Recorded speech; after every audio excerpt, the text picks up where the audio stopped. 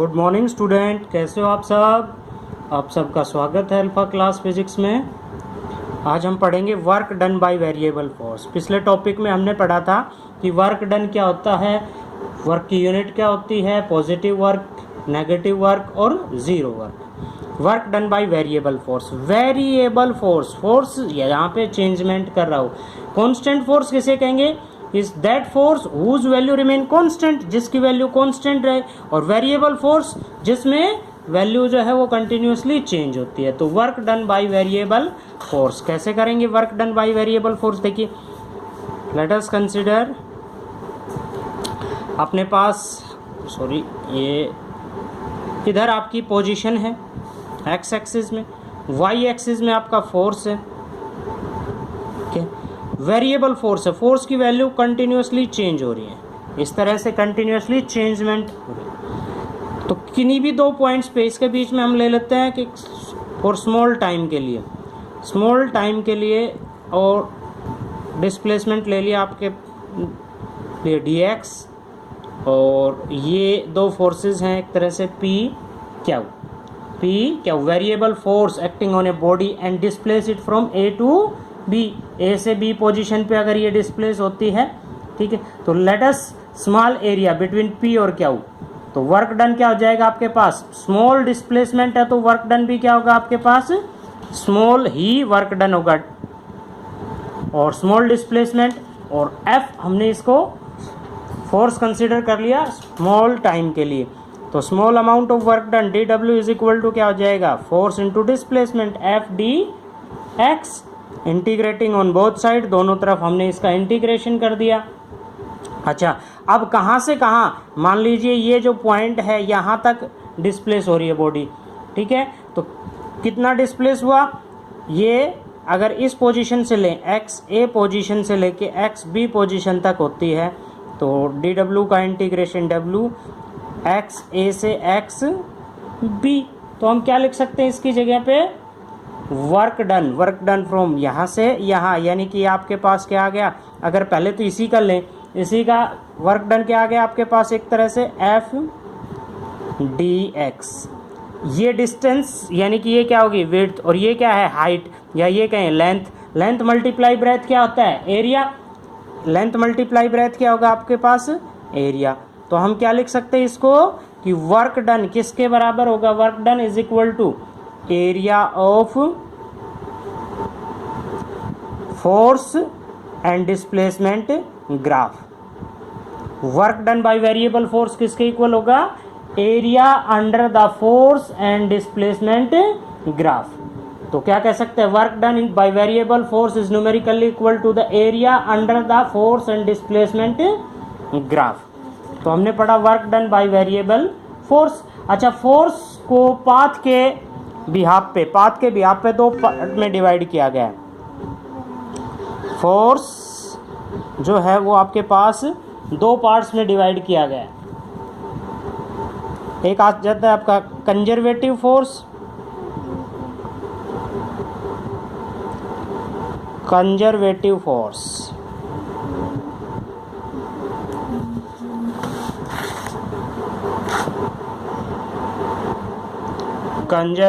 Force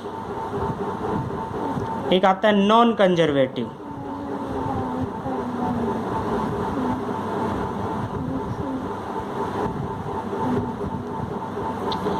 conservative force, non conservative force. अब conservative force जो है वो क्या होता है, a force is said to be conservative if work done by the moving body depend only on the initial and final position, या directly कह सकते हैं कि वर्क डज नॉट डिपेंड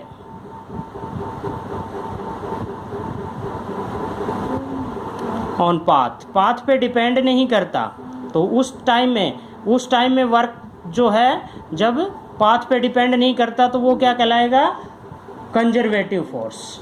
जिस वर्क के अंदर पाथ का डिपेंडेंट ना हो, जैसे फॉर एग्जांपल ग्रेविटेशनल फोर्स है, तो ग्रेविटेशनल फोर्स किस पे डिपेंड कर रहा है, हाइट पे डिपेंड कर रहा है, इलास्टिक स्प्रिंग के अंदर है, इलेक्ट्रोस्टैटिक फोर्स है, दो चार्ज पार्टिकल के बीच का फोर्स है, ये सब फोर्स क्या कहलाएंगे आपके कंजर्वेटिव फोर्स। अच्छा, कंजर्वेटिव फोर्स की क्या प्रॉपर्टी है, क्या कह सकते हैं, वर्क डन बाय और against the conservative force in moving a body from one position to another position किस पे डिपेंड करेगा, only on the initial and final position, initial से फाइनल पोजीशन पे डिपेंड करेगा, not depend upon intervening path, बीच में आने वाले पाथ पे डिपेंड नहीं करता।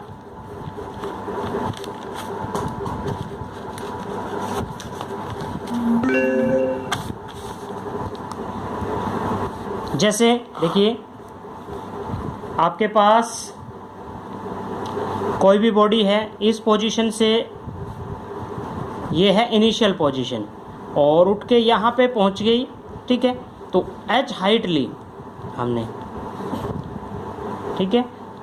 कंजर्वेटिव फोर्स जो है जिसमें वर्क डिपेंड करेगा इनिशियल पोजीशन से, ये इसकी इनिशियल पोजीशन थी और ये फाइनल पोजीशन, तो फाइनल पोजीशन की हाइट जो है वो इनिशियल पोजीशन से क्या है, h, तो जिसमें वर्क डिपेंड करता है, किस पे डिपेंड करेगा, आपके पास इनिशियल से फाइनल पोजीशन पे। तो जैसे आपके पास ग्रेविटेशनल फोर्स है, ग्रेविटेशनल फोर्स डिपेंड अपॉन किस पे डिपेंड करेगा, height from the initial position, initial position से हाइट कितनी है उस पर डिपेंड करता है। जैसे पोटेंशियल एनर्जी में आ जाता है mgh। अच्छा, दूसरा आता है आपके पास non conservative force. Non conservative force जो है वो क्या होता है, which does not depend upon initial to final position, depend upon the path, जो पाथ पे डिपेंड करे। A force is said to be non conservative.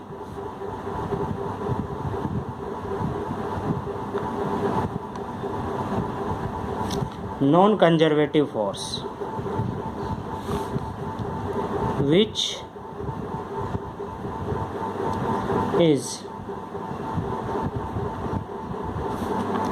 is depend